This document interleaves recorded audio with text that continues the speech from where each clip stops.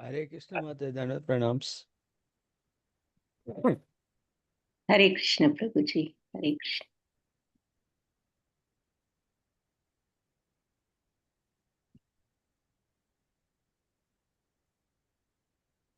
So నిన్న మొన్న చూసిన విషయాలు గుర్తున్నవి చాట్ బాక్స్లో పెట్టమని అడిగాను. సో గుర్తున్నంత వరకు ఏ పాయింట్ గుర్తుంటే అది పెట్టండి, చూద్దాము.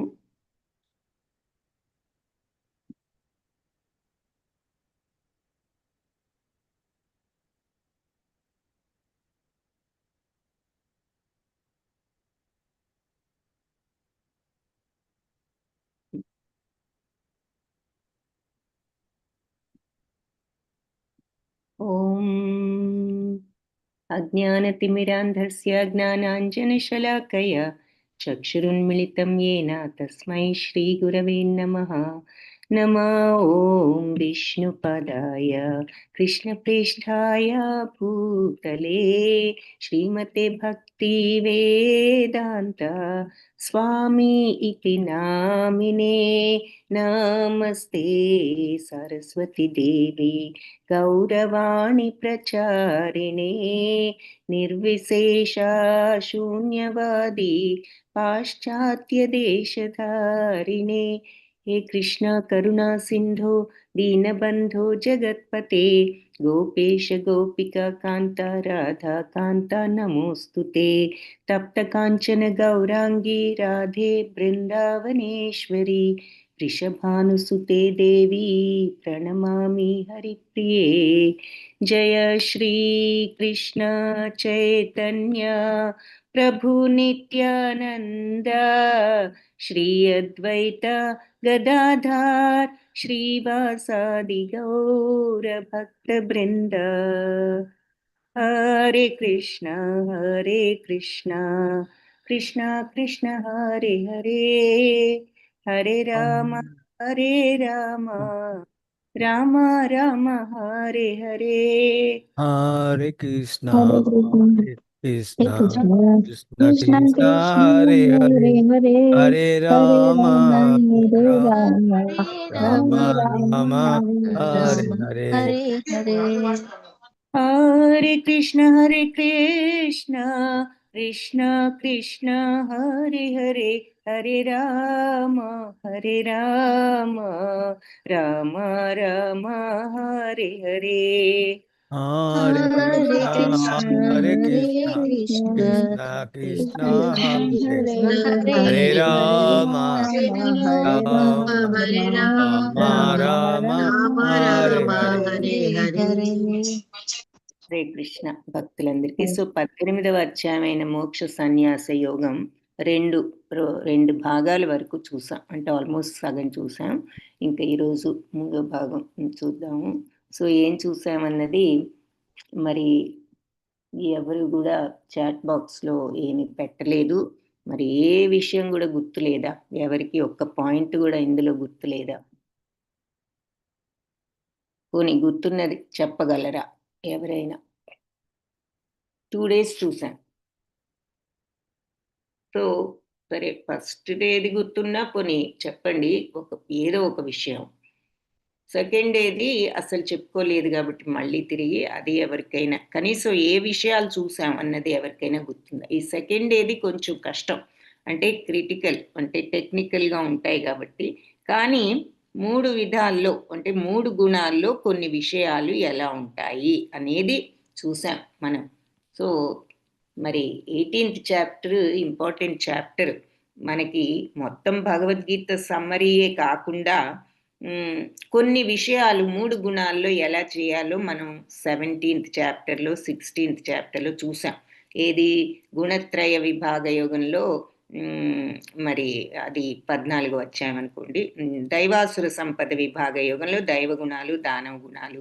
17వ అధ్యాయం శ్రద్ధాత్రయ విభాగ యోగం, అందులో శ్రద్ధ ఎలా ఉండాలి, దానం ఎలా ఉండాలి, యజ్ఞం ఎలా ఉండాలి, తపస్సు ఎలా ఉండాలి, ఆహారం ఎలా ఉండాలి, ఇవన్నీ అందులో చూసాం. అంటే ఎలా ఉంటాయి అని కూడా చూసాం 3 గుణాల్లో, సత్వరజస్తమో గుణాలు. ఇప్పుడు 18వ అధ్యాయంలో ఇంకా డీపర్ విషయాలు ఆహారాలు మన రోజువారీ విషయాలని 17వ అధ్యాయంలో చూసాం. మనం రోజు చేసే పనులు ఏది, యజ్ఞమైన తపస్సైనా. యజ్ఞము తపస్సు అంటే ఇదివరకు రోజుల్లో చేసే యజ్ఞ తపస్సులు కాదు. యజ్ఞం అంటే ఏదైనా మనం భగవదర్పితంగా పని చేసినప్పుడు అది యజ్ఞం అవుతుంది, ప్రతిఫలాపేక్ష లేకుండా చేస్తే అని చెప్పి, ఏదొచ్చినా సమత్వంతో ఉండగలిగినప్పుడు అది యజ్ఞం. సో ఏ పనైనా అలా యజ్ఞంలాగా చేయాలి అని చూసాము. తపస్సు అంటే బిహేవియర్, మన యొక్క ప్రవర్తన, వాక్ ప్రవర్తన, మానసిక ప్రవర్తన, శారీరక ప్రవర్తన. సో రోజువారీ మనం ఇవి చేసే పనులు, లేచిన తర్వాత పనులు చేస్తాం, లేచిన తర్వాత మనకు ప్రవర్తన ఉంటుంది, ఎలా ప్రవర్తించాలి.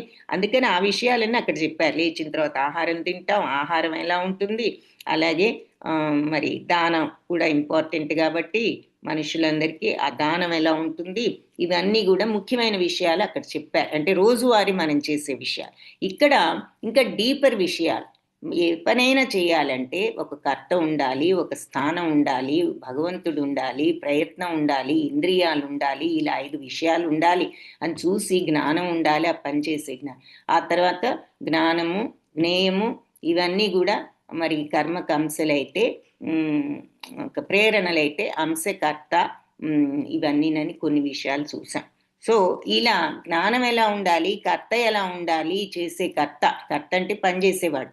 ఈ కర్త ఎలా ఉంటాడు అంటే 3 గుణాల్లో 3 రకాలుగా జ్ఞానం ఉంటుంది, 3 రకాలుగా కర్త ఉంటాడు అని చూసాం లాస్ట్ చాప్టర్లో. మరి ఒక్కరు కూడా సమాధానం చెప్పలేదు అంటే డిసప్పాయింటింగ్గా ఉంది. కనీసం చాట్ బాక్స్లో టైప్ చేయకపోయినా ఎవరు మరి కనీసం హ్యాండ్ రేజ్ చేసైనా, లేదంటే అన్మ్యూట్ చేసుకుని కూడా ఒక్క పాయింట్ కూడా చెప్పలేకపోతున్నారు. మరి విన్నదేమి గుర్తు లేదా? మీరు కొన్ని విషయాలైనా మరి మనసులో మనం మళ్ళీ తలుచుకోవాలి. లేదు అంటే మనం మరి విన్నా కూడా మరి మనకి ఏమి గుర్తు లేకపోతే మరి విన్నందుకు ఉపయోగం ఉండదు కదా. సో అర్జునుడు, సరే మీకోసం మళ్ళీ ఒకసారి క్విక్గా నేను రివైజ్ చేస్తాను. సో అసలు అర్జునుడు ఏమడిగాడు, ఎవరికైనా తెలుసా ఈ సమాధానం? ఫస్ట్ ప్రారంభంలో ఒక ప్రశ్న అడుగుతాడు, 2 విషయాలకి భేదం ఏమిటి అని. అది ఎవరైనా చెప్పగలరా? దేని గురించిన భేదం అర్జునుడు అడిగాడు? ఓకే, హరే కృష్ణ మాతాజీ.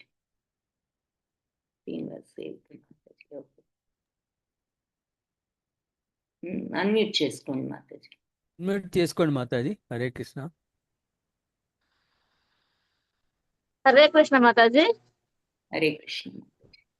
అర్జునుడు కృష్ణ పరమాత్ముని, ఓ కేశి సంహార, సన్యాసము త్యాగానికి అర్థము, దాని అర్థం గురించి తెలుసుకోవాలని కోరుకున్నాను అడుగుతారు కదా మాతాజీ. సన్యాసం యొక్క వివరణ గురించి అడుగుతారు మాతాజీ. దాని యొక్క చెప్పడానికి రావట్లేదు మాతాజీ. హరే కృష్ణ మాతాజీ. హరే కృష్ణ మాతాజీ. శాస్త్ర నియమాన్ని అర్జునుడు కృష్ణ భగవాన్ని ఇట్లా ప్రశ్నిస్తాడనమాట. శాస్త్ర నియమాలు పాటించకుండా మనకు నచ్చినట్టుగా పూజలు చేస్తే వాళ్ళ స్థితి ఎట్లా ఉంటుంది, వాళ్ళు సాత్వికుల, రాజసులా, లేకపోతే తామసులా అని చెప్పి ప్రశ్నిస్తారు. తర్వాత హరే కృష్ణ మాతాజీ, అది శ్రద్ధాత్రేయ విభాగ యోగంలో అడుగుతాడు. ఇది మనం కరెక్టే మీరు చెప్పింది. కాకపోతే అది ఇంతకు ముందు చాప్టర్లో ప్రశ్న, ఎలా ఉంటారు శ్రద్ధ, అది శ్రద్ధ గురించి చదివాం కదా. సో శ్రద్ధ వాళ్ళకి తెలియకపోయినా వాళ్ళకి తెలిసిన శ్రద్ధతో చేస్తే వాళ్ళు ఏ రకం అని చెప్పేసి అక్కడ అడుగుతాడు. కరెక్టే, కానీ అది లాస్ట్ చాప్టర్. ఇది మనం ఇప్పుడు 18th చాప్టర్ గురించి డిస్కస్ చేస్తున్నాము. 18th చాప్టర్ ప్రారంభంలో అడిగింది ఏంటి అంటే ఇది ఏంటి అంటే, హరే కృష్ణ మాతాజీ, సన్యాసము త్యాగము మధ్యన తేడా భేదాన్ని తెలుపమన్నాడు. సన్యాసము త్యాగము యొక్క భేదాన్ని తెలుసుకోవాలనుకున్నాడు. హరే కృష్ణ మాతాజీ, యజ్ఞము, దానము, తపస్సు అనే కర్మలు ఎప్పటికీ విడవకూడదు. మరి అవి ఎలా చేయాలి ఏంటి, మరి ఎప్పుడు అవి త్యాగనీయంగా ఉండవు, అవి తప్పకుండా వదిలేయి కావు, అవి తప్పక చేయాల్సిందేను. వాస్తవానికి యజ్ఞదాన తపస్సులు మహాత్ములు సైతము పవిత్రం వనరుస్తారు. ఇవన్నీ కూడా ఫలాపేక్ష లేకుండా కర్మలన్నీ కూడా స్వధర్మం అనే భావంలో చెయ్యాలి అని చెప్పేసి అని అంటారు Mataji. Correct. Okay Mataji, very good. ఇవి కూడా చెప్పారు. సో ఇది ఫస్ట్ డే చూసిన విషయాలు. సెకండ్ డే చూసిన కొన్ని విషయాలు అవి ఎవరైనా చెప్పగలరు? ఇవన్నీ మొట్టమొదటి చూసిన ఫస్ట్ డే చూసాం. సెకండ్ డే విషయాలు ఎవరైనా చెప్తారా? సెకండ్ డే మనం ఏం చూసాం అంటే ఫస్ట్ డే దాదాపు 18 శ్లోకాలు చూసాం. సెకండ్ డే 18 నుంచి దాదాపు 30 శ్లోకాల పై వరకు చూసాం. ఈ త్రిగుణాలను అనుసరించి జ్ఞానము, కర్మ, కర్త అనే 3 రకాలుగా ఉంటాయి. ఇవి అసంఖ్యాక రూపములుగా విభజింపబడినప్పటికీ కూడా ఒకే రకమైన ఆధ్యాత్మిక స్వభావాన్ని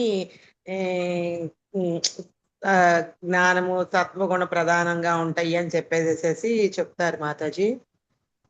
ఏ జ్ఞానం ద్వారా అయినా కానీ భిన్న జీవులు ఉన్నట్టే అవి జ్ఞానము రజోగుణానికి సంబంధించింది అయి ఉంటది. మరి మళ్ళీనేమో మిథ్యాహంకారంతో కోరికని తీర్చుకోవాలని చెప్పేసి భావిస్తే గనక అది అతి ప్రయాసతో వనర్చబడే కర్మ అది రజోగుణానికి సంబంధించింది అని చెప్పేసి అని అన్నారు. నాకు అంత మటుకే గుర్తుంది మాతాజీ. వెరీ గుడ్ మాతాజీ, చాలు, ధన్యవాదాలు. సో ఓకే, సో ఇప్పుడు ఒకసారి క్విక్గా సమ్మరీ చూద్దాము. మళ్ళీ మన కంటిన్యూయేషన్కి సమ్మరీ చూస్తే మనకి ఈజీగా ఉంటుంది. సో సరే, ఫస్ట్ డే త్యాగానికి దీనికి డిఫరెన్స్ ఏమిటి? యజ్ఞానికి, సన్యాసానికి, త్యాగానికి తేడా ఏమిటని అడిగాడు. అది ఫస్ట్ పాయింట్. అర్జునుడు అడిగినప్పుడు మరి భగవంతుడు ఏం చెప్పారంటే, భౌతిక కోరిక కోసం మనం చేసే పనులని, కోరికలు తీర్చుకోవడానికి చేసే పనులు వదిలిపెట్టడం సన్యాసం. అయితే అన్ని కర్మ పనులు కాకుండా ఫలితాలను, ఏ పనికైనా ఫలితాలను వదిలిపెట్టామంటే అది త్యాగం. అలాగే మరి తప్పు పనులన్నింటినీ కూడా వదలాలని కొందరంటారు. యజ్ఞదాన తపస్సులను ఎప్పుడు కూడా వదలకూడదు, ఎందుకంటే అవి మరి మహాత్ములను కూడా పావనం చేస్తాయి అని చెప్పారు. కాబట్టి ఈ కర్మలన్నీ కూడా మమకారాసక్తి, ఫలాపేక్ష లేకుండా చేయాలి, మన కర్తవ్యం అంటూ మన రెస్పాన్సిబిలిటీస్ ఎప్పుడు వదలకూడదు. వదిలామంటే అది తమోగుణ త్యాగం, లేదా కష్టంగా ఉంది అని వదిలేసాము అంటే రజోగుణ త్యాగం. కానీ బాధ్యతలన్నీ కూడా నిర్వహిస్తూ మనం అటాచ్మెంట్ లేకుండా, ఫలాసక్తి లేకుండా చేసినప్పుడు అది సత్వగుణ త్యాగం అని చెప్పారు. అలాగే మరి కర్మలు వదులుకోవడం ఎవరికి సాధ్యం కాదు, ఎందుకంటే ఏదో పనులు చేస్తూనే ఉండాలి. కానీ కర్మ ఫలితాలను వదులుకోవడం సాధ్యం, మనం అది ప్రాక్టీస్ చేస్తే చేయగలం. అంటే ఫలితాలు ఎలా ఉన్నా సమత్వంతో ఉండగలగటం అని దాని అర్థం. ఆ తర్వాత ఏ పని చేయడానికైనా ఒక 5 విషయాలు అవసరం అని చెప్పారు. ఏమిటి 5 విషయాలు? మరి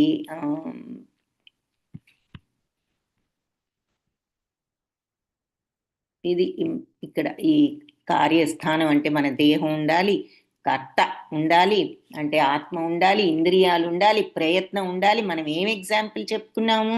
టేబుల్ మీద పుస్తకం, మరి కింద ఉన్న పుస్తకం టేబుల్ మీద పెట్టడం అదొక పని అనుకుంటే, అది చేయడానికి ప్రయత్నం, మరి ఇంద్రియాలు, కళ్ళు ఉండాలి, చూడటానికి చేతులు ఉండాలి, తీయడానికి మరి అలాగే చేసేవాడు ఒకటి ఉండాలి, దేహం ఒకటి ఉండాలి, శరీరం లోపల ఆత్మ ఉండాలి, ఆత్మ లేకపోతే శరీరం పనిచేయదు. కాబట్టి మరి ఇవన్నీ ఉన్న ఇంద్రియాలు, దేహం, ఆత్మ ప్రయత్నం చేయకుండా కూర్చున్నామంటే ఆ పుస్తకం పైకి రాదు. సో ప్రయత్నం ఒకటి ఉండాలి. చివరికి భగవంతుడు లేనిదే అసలు ఏది పనిచేయదు, కాబట్టి భగవంతుడు ఉండాలి. ఈ 5 కూడా ఏ పనికైనా ముఖ్యం. అంతేగాని దేహంతో, మనసుతో, వాక్కుతో అయినా మనం పనిచేస్తే అది అన్నిటికీ, ఏ పనైనా సరే ఈ 5 అంశాలే కారణం. అంటే ప్రయత్నం, ప్రతి పనికి మనసుతో చేసినా కూడా ఈ 5 ఉండాలి. ప్రయత్నం అక్కర్లేదుగా, ఇంద్రియాలు అక్కర్లేదుగా అని మనకు డౌట్ రావచ్చు. ఇంద్రియాలంటే మనస్సును కూడా అందుకే ఇంద్రియంగా కలుపుతాం, 6వ ఇంద్రియంగా. ఎందుకంటే ఇంద్రియాలన్నీ కూడా మనసు లేనిదే వాటి ప్రభావం ఏమీ ఉండదు. కాబట్టి ఈ మనసు ప్రభావితులు అవుతోంది, ఒక ఆలోచన వస్తోంది అంటే కన్ను చూసి ఏదో చెప్పబట్టే కదా మైండ్కి ఆ థాట్ వచ్చింది. సో ఇంద్రియాలు అక్కడ కూడా పనిచేస్తున్నాయి మనం మనసుతో చేసే ఆలోచనలో కూడా.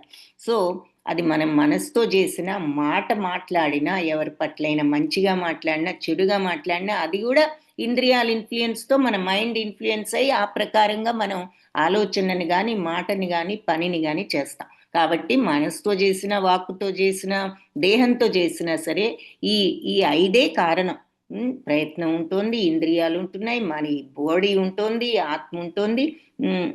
భగవంతుడు అన్ని పనిచేసేటట్లు చేసే శక్తి ఇస్తున్నారు కాబట్టి భగవంతుడు ఉంటున్నారు. సో ఎలా చేసినా ఈ 5 కారణాలు ఉంటాయి. ఈ 5 కారణాలు వల్ల మనం చేస్తున్నాం అనేది భావించకుండా ఇదంతా నేనే చేస్తున్నానంటే, నేనే చేస్తున్నాను అనుకున్నాం. అక్కడ విషయం ఏమిటి అంటే ఈ 5 భగవంతుడు క్రియేషన్ ఇదంతాను. మనం కూడా మరి మన ఆత్మ ఉన్నది అంటే భగవదంశ. ఈ 5 కూడా అన్ని భగవంతుడు ఈ రకంగా నడిపిస్తున్నారు ఈ ప్రపంచాన్ని అన్న విషయం తెలుసుకోలేకపోవడం అని అర్థం ఇక్కడ. నేనే ఉన్నాను, ఇక నేనే చేస్తున్నాను అంతవరకే వెళ్తోంది మన ఆలోచన. ఆ పైన అసలు ఇదంతా నడిపించే ఒక శక్తి, శక్తి ఉన్నది అన్నది మనం గుర్తించడం లేదు అన్న విషయం ఇక్కడ చెప్తున్నారనమాట. ఈ 5 అంశాల గురించి తెలియకుండా నేనే చేస్తున్నాను అనుకునేవాడు నిజంగా బుద్ధిహీనుడు. ఇలాంటి మూఢుడు ఇక ఏ విషయాన్ని యథార్థ దృష్టితో చూడలేడు. అంటే యథార్థం ఏమిటి అంటే ఇది యథార్థం, ప్రతి దానికి వెనక భగవత్ శక్తి ఉండి నడిపిస్తోంది. మరి మనం మన యొక్క బుద్ధి కానీ, ఇంద్రియాలు కానీ, ప్రయత్నాలు కానీ అన్నిటికీ కారణం ఏమిటి అంటే ఆ భగవంతుడు ఇచ్చిన ఆ చైతన్యం అన్నది. అలాగే ఇంకేమంటున్నారు, అహంకారంతో ఇలా ఎవరైతే అహంకారం లేకుండా, అటాచ్మెంట్, సంగత్వం లేకుండా, అంటే నేను, నాది, నేనే చేస్తున్నాను అనేటటువంటి వాడు ఎవరైనా చంపినా కూడా ఆ రకమైన మెంటాలిటీ ఉన్నవాడు అతని ఏ కర్మకు బద్ధుడు కాడు. ఎందుకు అయితే ఎవరినైనా చంపి ఇలా ఉండొచ్చా అని అనుకోవచ్చా అని కూడా మనం అనుకున్నాం ఆ ఎగ్జాంపుల్ కూడా. ఎందుకు నిజంగా అటాచ్మెంట్ లేనివాడు, అహంకారం లేనివాడు ఎవరినైనా చంపాలని అసలు ఎందుకు అనుకుంటాడు? అటువంటి వాడికి అసలు అటువంటి ఆలోచనే రాదు కదా. కాబట్టి ఎప్పుడు చేస్తాడు అటువంటి వాడు అంటే తన బాధ్యత అయితే చేస్తాడు, తప్పనప్పుడు చేస్తాడు. అది నా బాధ్యత, డ్యూటీ. ఎవరికి మనుషుల్ని చంపే డ్యూటీ ఎవరికి అంటే యుద్ధంలోకి వెళ్ళినప్పుడు చంపాల్సి వస్తుంది అది. సో ఇక్కడ అందుకని ఆ భావంతో నువ్వు వెళ్తే పాపం వస్తుంది అంటున్నాడు కదా అర్జునుడు. నువ్వు అహంకారం లేకుండా, ఈ అటాచ్మెంట్ లేకుండా ఇది నీ డ్యూటీ లాగా నువ్వు చెయ్యి, అప్పుడు నువ్వు అలాంటి వాడికి ఏ బంధాలు అంటవు. అలాగే జ్ఞానము, జ్ఞేయము, జ్ఞాత. జ్ఞానం అంటే తెలుసు, నాలెడ్జి. జ్ఞేయం అంటే భగవంతుడు, జ్ఞాత తెలిసిన వాడు. ఇవన్నీ కూడా కర్మకు కారణాలు. మరి కర్మ చేయాలంటే తెలియాలి, భగవంతుడు ఉండాలి, మరి తెలిసిన వాడు ఒకడు ఉండాలి, ఆ పనిచేసే నాలెడ్జ్ ఉండాలి, ఆ నాలెడ్జ్ తెలిసిన వ్యక్తి ఉండాలి, మరి భగవంతుడు ఉండాలి. ఈ 3 ఉంటేనే పని సాధ్యం. ఇక ఇంద్రియాలు, కార్యము, కర్త ఏమో 3 అంశాలు. ఆ పనికి 3 భాగాలు. ఏది ఇంద్రియాలతో చేస్తున్నాము, పని అనేది ఉన్నది, కర్త అనేవాడు ఒకడు ఉన్నాడు. సో అని చెప్పి ఈ 3 కూడా ప్రకృతి గుణాలను అనుసరించి ఈ జ్ఞానము, కర్మ, కర్త అనేవి 3 రకాలు అని చెప్పారు. సో ఇంతకుముందు మనం దానము, తపస్సు, ఆహారము ఇవన్నీ 3 గుణాల్లో ఎలా చూసామో ఇప్పుడు జ్ఞానము, కర్మ, కర్త కూడా 3 రకాలని చూస్తాం.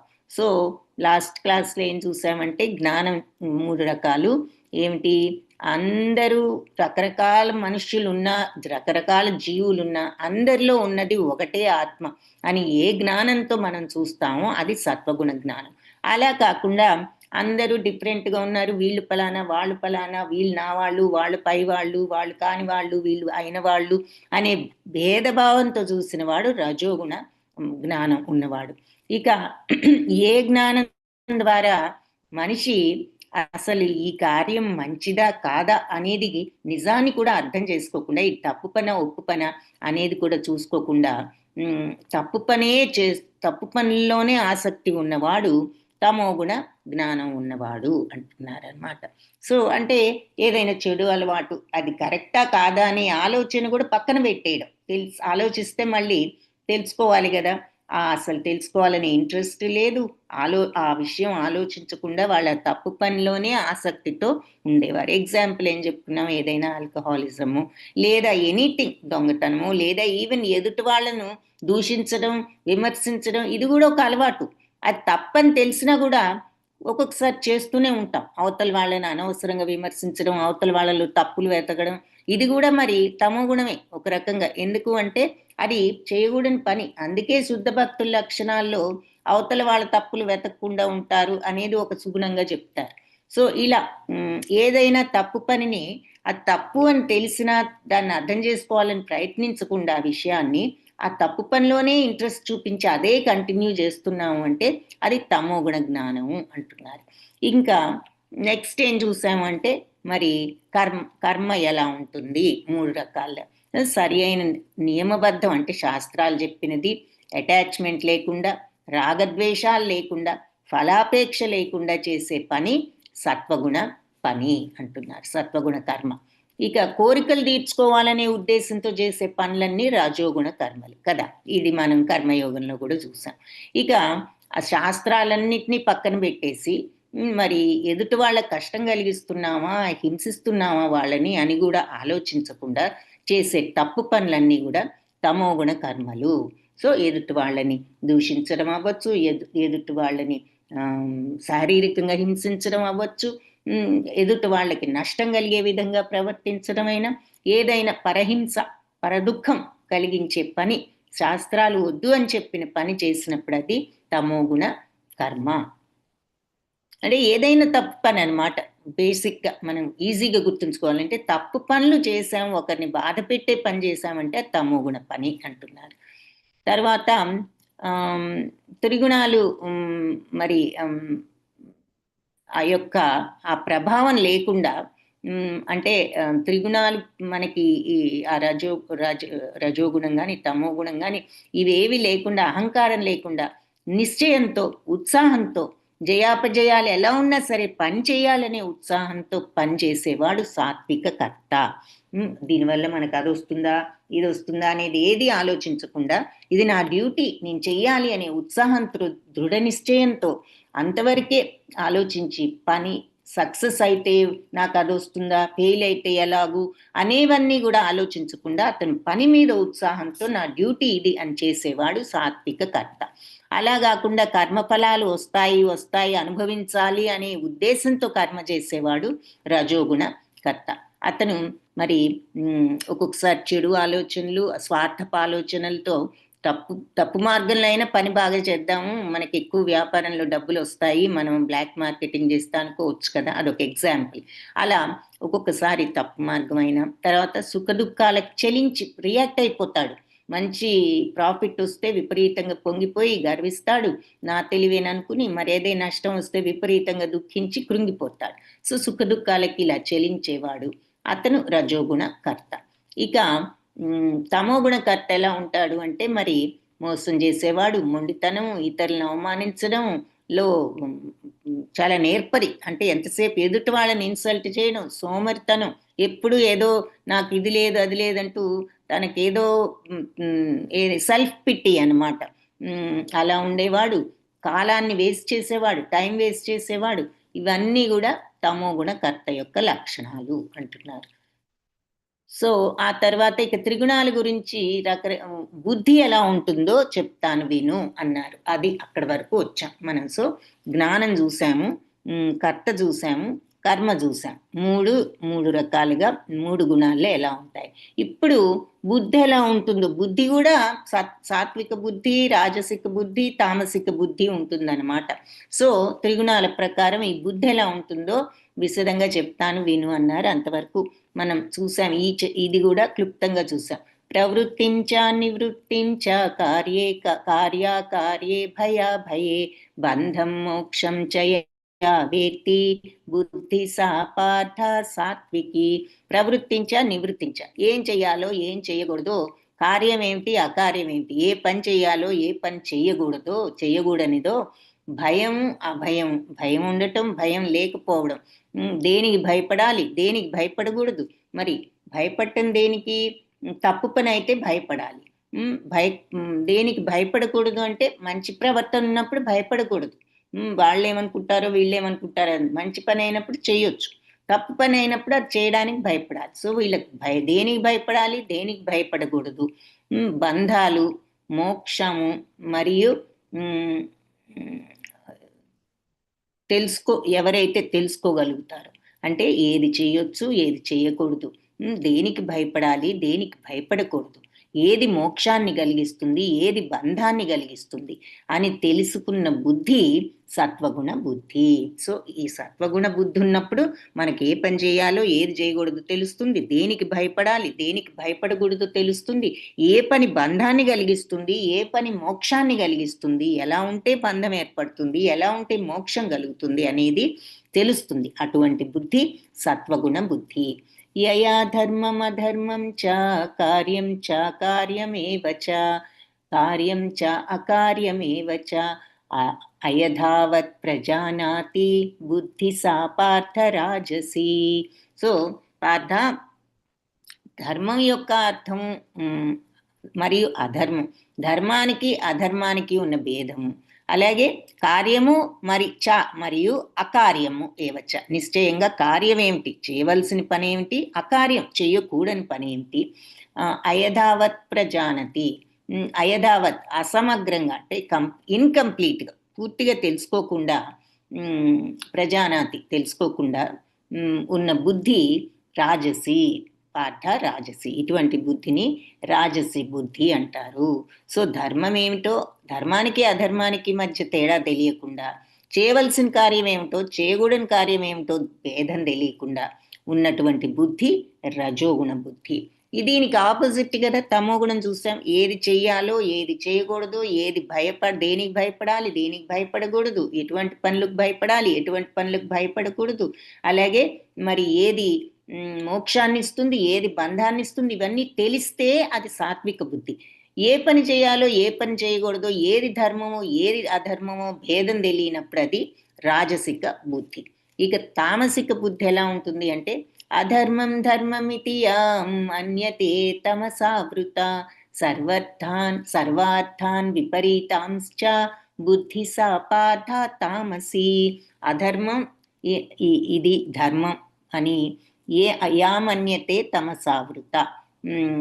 ఇక అధర్మాన్ని ధర్మం అనుకుంటున్నాడు అనమాట. మన్యతే అంటే అనుకుంటాడు ఎవరు, తమసావృతుడు అంటే తమో గుణం బుద్ధి ఉన్నవాడు. సర్వార్థాన్ విపరీతాంశ్చ అంటే అన్ని విషయాల్లోనూ విపరీతాలు తీస్తాడు, అంటే తప్పర్థం తీసుకుంటాడు. అలాంటి బుద్ధి పార్థ సా అటువంటి బుద్ధి పార్థ తామసిక బుద్ధి. సో ఇతను తమోగుణం ఉన్నవాడు అధర్మాన్ని చూసి ధర్మం అనుకుంటాడు, అంటే తప్పు పనే కరెక్ట్ అనుకుంటున్నాడు. అలాగే ప్రతి దాంట్లో విపరీతార్థం అంటే ప్రతిదీ కూడా తప్పుగా అర్థం చేసుకుంటాడు అనమాట. ఇది చేయాలి అంటే అదే, చేయకూడదంటే అదే చేస్తాడు, చేయాలి అంటే అది చేయడు. సో ప్రతి దాంట్లో తప్పు అర్థం తీసుకోవడం, అధర్మాన్ని ధర్మం అనుకోవడం, ఇది తమోగుణ బుద్ధి. అయితే రాజసిక బుద్ధి ఏమన్నారు, ధర్మానికి అధర్మానికి పూర్తిగా తేడా తెలియకుండా, మరి అలాగే చేయవలసిన పని ఏమిటో చేయకూడని పని ఏమిటో తేడా తెలియదు. ఆ తేడా తెలిసిన వాడు సాత్వికుడు, తెలియని వాడు రాజసికుడు. తమో గుణం వాడు కరెక్ట్ ఇంకా ఎక్కువ అనమాట. అసలు చేయకూడని పనే చేయాల్సిన పని అనుకుంటున్నాడు, అధర్మమే ధర్మం అనుకుంటున్నాడు, ప్రతి దాంట్లో ఇలా తప్పర్థం తీసుకుంటున్నాడు. అది తమోగుణ బుద్ధి. ధృత్యాయయా ధారయతే మనః ప్రాణేంద్రియా క్రియాః యోగేన అవ్యభిచారిణ్యా ధృతి సా పార్థ సాత్వికి. ఇక పార్థ అంటే పృథక్ కుమార అంటే కుంతిపుత్ర అర్జున, అవిచ్ఛిన్నమైనది యోగాభ్యాసంతో అంటే ఏది స్థిరంగా ఉండేది అని అర్థం. యోగాభ్యాసంతో స్థిరంగా కొనసాగేది, తత్కారణంగా ఇంద్రియాన్ని మనస్సును ప్రాణాలని కూడా కార్యంలో నియమించేది అయిన నిశ్చయం సత్వగుణం. ఇప్పుడు నిశ్చయం ఎలా ఉంటుంది అంటే నిశ్చయం కూడా అంటే మన డిటర్మినేషన్, మన యొక్క ఏ పనైనా చేయాలని నిశ్చయించుకున్నప్పుడు ఆ నిశ్చయం ఎలా ఉంటుంది అంటే అది కూడా సత్వగుణం తమోగుణం రజోగుణంగా ఉండొచ్చు. సో సత్వగుణ నిశ్చయం ఎలా ఉంటుంది అంటే ఏదైనా పని చేయాలన్నప్పుడు అది అవిచ్ఛిన్నం. అంటే ఒకసారి మనం ఆ నిర్ణయం తీసుకున్నాక ఇక మనం వైదొలగం. కొంతకాలం చేసాం ఎవరు చేస్తారులే అని వదిలేస్తే అది సత్వగుణం అవ్వదు. మనం నిశ్చయించుకున్నాము చెయ్యాలి అంటే అది కంప్లీట్ అయ్యే వరకు మనం అదే నిశ్చయంతో ఉంటాం. సో అట్లా మధ్యలో బ్రేక్ అయ్యే నిశ్చయం కాదు. అలాగే యోగాభ్యాసంతో స్థిరంగా కొనసాగేది. అంటే ఆ నిశ్చయంతో ఉండడానికి కూడా మరి మనకి ఆ డిసిప్లిన్ ఉండాలి. అదే యోగం, ఆ సమత్వం. అంటే ఇదేదో బాగా సాగుతాంది చేద్దాము, మర్నాడు ఏదో ప్రాబ్లం చేయలేకపోతున్నాం కదా, ఇంత బాధగా ఉంది ఎందుకులే అని వదిలేసామంటే అది సమత్వం లేదు మనకు అక్కడ. సో ఎలా ఉన్నా సరే అది కష్టమైన నష్టమైన నిశ్చయించుకున్నాక దాన్ని కంప్లీట్ చేస్తేనే అది సమత్వంతో చేసినట్లు, అవిచ్ఛిన్నంగా చేసినట్లు. సో అట్లా నిశ్చయం, అంతటి నిశ్చయంతో, దృఢ నిశ్చయంతో ఇంద్రియాల్ని, మనస్సును, మన ప్రాణాలని అన్నీ కూడా ఈ పనిలో నియమించగలుగుతాం. అంటే మన ఏదో అంటారే త్రికరణ శుద్ధిగా చేయాలి అని, అట్లా మనస్సును, మన ఇంద్రియాల్ని, మన యొక్క శక్తిని అంతా కూడా ఆ పని మీద పెట్టి ఆ పనిని స్థిరంగా మనం కంప్లీట్ అయ్యే వరకు చేయడం, చేసినప్పుడు అది సత్వగుణ ప్రధానము అని చెప్తున్నారు. అటువంటి నిశ్చయం, అటువంటి నిశ్చయం సత్వగుణ నిశ్చయం. ఇక రజోగుణ నిశ్చయం ఎలా ఉంటుంది అంటే యయాతు ధర్మ కామార్థాన్ ధృత్యా ధారయతే అర్జున ప్రసంగేన ఫలాకాంక్షి ధృతి సా పార్థ రాజసి.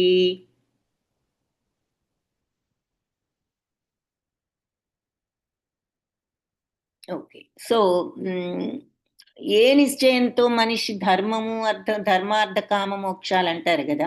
ధర్మము, అర్థము అంటే ధనము, కామము, కోరిక, వీటన్నిటి ఫలితాల పట్ల ఆసక్తితో ఉంటాడో అలాంటి నిశ్చయం రజోగుణ ప్రధానం. సో రజోగుణం ఏమిటంటే మన డిటర్మినేషన్ అంతా కూడా ఏది డబ్బు కావాలనో, కోరికలు తీర్చుకోవాలనో ఈ రకంగా ఆసక్తితో ఉండి మనం అది ఆ డిటర్మినేషన్తో, ఆ నిశ్చయంతో మనీ కావాలని లేదా కోరిక తీర్చుకోవడానికి ఏదైనా పనిని మనం దృఢంగా అనుకున్న కోరిక కోసం చేసినప్పుడు అది రజోగుణం. సో మోస్ట్లీ హ్యూమన్ బీయింగ్స్, మనుషులందరూ ఎక్కువ రజోగుణంలో ఉంటూ ఉంటారు కదా.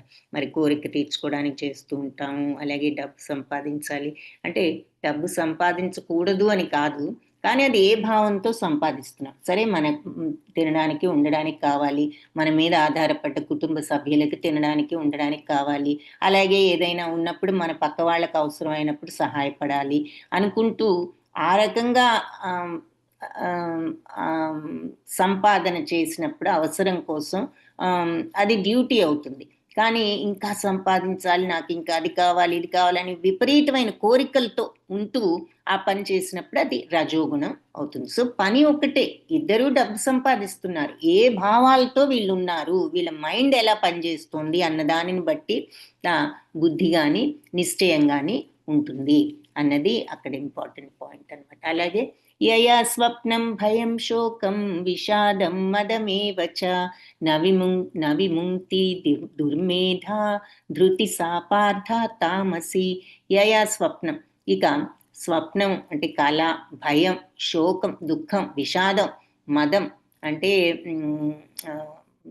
గర్వం అనొచ్చు, ఏవచ ఇవన్నీ కూడా నిశ్చయంగా నా విముక్త్యతి, ఎవరైతే ఇవన్నీ విడవకుండా ఉంటాడో, దుర్మేధో అంటే మందబుద్ధితో, ధృతి అటువంటి నిశ్చయం, పార్థ తామసిక నిశ్చయం. సో తమోగుణం వాళ్ళ నిశ్చయాలు ఎలా ఉంటాయి అంటే ఎంతసేపు కళల్లో ఉంటారు, ఇక ఏదో భయం, ఏదో ఇక్కడ భయం అంటే పాపభీతి కాదు, ఇంకా వాళ్ళకి నాకు ఇది లేదు, నాకు అది లేదు, ఇన్సెక్యూరిటీ అనమాట.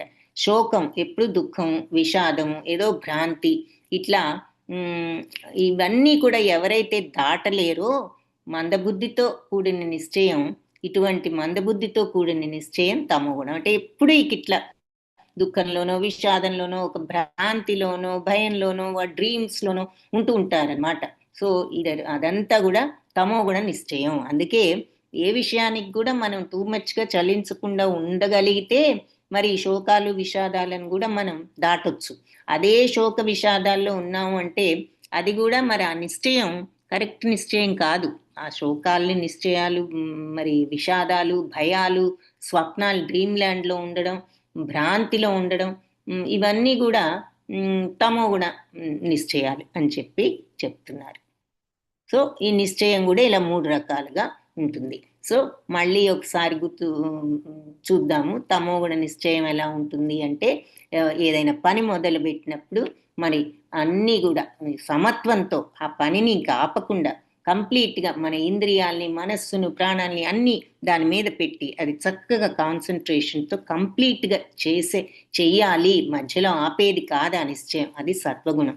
అదే రజోగుణ నిశ్చయం అయితే ఇక ఎప్పుడు డబ్బు సంపాదించడానికి, కోరికలు తీర్చుకోవడానికి చేసే నిశ్చయాలు, అవన్నీ రజోగుణ నిశ్చయాలు.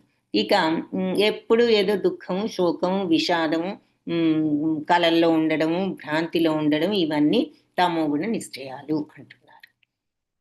సుఖం త్విదానీం త్రివిధం శృణు మే, ఇవి ఇప్పుడు శృణు మే భరతర్షభ అభ్యాసాద్ రమతే యత్ర దుఃఖాంతం చ నిగచ్చతి. ఇక సుఖం అనేది కూడా త్విదానీం అంటే 3 రకాలు, త్రివిధం. ఇప్పుడు నీకు చెప్తాను 3 రకాల సుఖాలు. సో ఇప్పటి వరకు మరి నిశ్చయం చూసాం. సో ఇక్కడ ఈ 18వ అధ్యాయంలో ఇందాక చెప్పినట్లు 17వ అధ్యాయంలో రోజువారీ మనం చేసే పనులు ఎలా చేయాలో, ఎలా ఉంటాయో 3 గుణాల్లో చెప్పారు భగవంతుడు. 18వ అధ్యాయంలో మనం గమనించని విషయాలు కూడా 3 విధాల్లో ఎలా ఉంటాయి. మన కళ్ళకు కనపడడం లేదు కదా, ఆహారం అంటే కనిపిస్తోంది, ఏదో మరి మిగిలిన మన ప్రవర్తన తెలుస్తోంది, మన మాట తెలుస్తోంది, మనం చేసే పనులు ఇవన్నీ ఉంటాయిలే మనం లేచిన తర్వాత నేను మనకు తెలుసు అక్కడ. అందుకని ముఖ్యం మనకి తెల్లవారు లేచిన దగ్గర నుంచి మనకు తెలిసిన విషయాలన్నీ అక్కడ చెప్పారు, మనం రోజువారీ చేసే. ఇవి కనిపించని విషయాలన్నమాట. ఏది జ్ఞానం అనేది, కర్త అనేది, బుద్ధి అనేది ఎలా ఉంటుంది, 3 గుణాల్లో సుఖం అనేది ఎలా ఉంటుంది, మరి నిశ్చయం ఎలా ఉంటుంది, కర్త ఎలా ఉంటాడు, కర్మ ఎలా ఉంటాడు, జ్ఞానం, ఇవన్నీ చెప్తున్నారనమాట. మరి ఇవన్నీ చూసాం 3 గుణాల్లో. సో ఇప్పుడు నిశ్చయం చూసాము, బుద్ధి చూసాము. ఇక ఈరోజు ఇప్పుడు సుఖం కూడా 3 రకాలుగా ఉంటుంది. ఏది? సత్వగుణ సుఖం, రజోగుణ సుఖం, తమోగుణ సుఖం. సో అది చెప్తున్నారు. సుఖంలో కూడా 3 రకాల గురించి ఉన్నాయి. అదేమిటో ఇప్పుడు శృణుమే నా నుండి విను భరతర్షభ, భరతవంశ శ్రేష్ఠుడా. అభ్యాసాద్ రమతే యత్ర అంటే ఎవరైతే అభ్యాసంతో అనుభవిస్తారో ఎక్కడ, దుఃఖాంతం చ నిగచ్చతి అంటే దుఃఖం యొక్క అంతం పొందుతారు అంటున్నారు. అంటే సుఖంలో ఉన్న 3 రకాల గురించి చెప్తాను విను. వాటి ద్వారా మనిషి సుఖాన్ని అనుభవించడం, కొన్నిసార్లు అన్ని దుఃఖాలకి అంతాన్ని చేరుకోవడం కూడా జరుగుతుంది. సో ఈ సుఖం ఏమిటో మనం అర్థం చేసుకోగలిగితే కరెక్ట్గా ఈ సుఖాలను అనుభవించటం ఒక రకమైతే, అసలు ఈ సర్వ దుఃఖాల్ని అంతం చేసే చోటుకు చేరుకోవడం కూడా సాధ్యపడుతుంది అంటున్నారన్నమాట. సో అందుకని ఇది సర్వ దుఃఖాల్ని అంతం చేసే చోటేది. ఇక మళ్ళీ జనన మరణ చక్రం లేకపోతే ఈ భౌతిక ప్రపంచంలోకి వస్తేనే కదా ఈ సుఖాలు దుఃఖాలని విషయాలన్నీ మనం ఎదుర్కోవాల్సి వస్తుంది. సో మళ్ళీ మనం పుట్టకుండా చేసే ప్లేస్ అని కూడా అనుకోవచ్చు. సో ఇక్కడ ఉండి సుఖాలు అనుభవించవచ్చు. అసలు ఈ సర్వ సుఖాలు కూడా సర్వ దుఃఖాల్ని అంతం చేసే చోటు, అంతా సర్వ దుఃఖాల అంతాన్ని కూడా చేరుకోవచ్చు. అది కూడా జరుగుతూ ఉంటుంది అని చెప్పారు. సో ఏమిటో చూద్దాం ఈ సుఖాలు. ఎత్తదగ్రే విషమివ పరిణామే మృతోపమం తత్సుఖం సాత్వికం ప్రోక్తం ఆత్మబుద్ధి ప్రసాదజం. తత్ ఏదైతే ఆరంభంలో అగ్రే బిగినింగ్లో విషంగా ఉండి పరిణామే చివరికి అమృతోపం అంటే అమృతంతో సమానం అవుతుందో, అమృతోపమం తత్సుఖం, ఆ సుఖం సాత్వికం అని ప్రోక్తం చెప్పబడింది. ఆత్మబుద్ధి ప్రసాద్ అంటే ఆత్మ తృప్తితో వచ్చేటటువంటిది ఇది. సో ఏదైతే ముందు విషప్రాయంగా అనిపిస్తుందో ఆ తర్వాత చివరికి అమృతంతో సమానం అవుతుందో అటువంటి ఆత్మానుభూతి మనిషిని జాగృతం చేసేది. ఇటువంటి సుఖం సత్వగుణ సుఖం. సో ముందు మనకి విషం అనిపిస్తుంది, ఏదైనా ఫర్ ఎగ్జాంపుల్ ఈ భక్తి భావం డెవలప్ చేసుకోవాలన్నా, ఈ సాధన చేయాలన్నా మొదట ఎంతో కష్టం అనిపిస్తుంది. కానీ అలవాటు పడిన కొందికి మనకు అందులోనే ఆనందం అనిపిస్తుంది.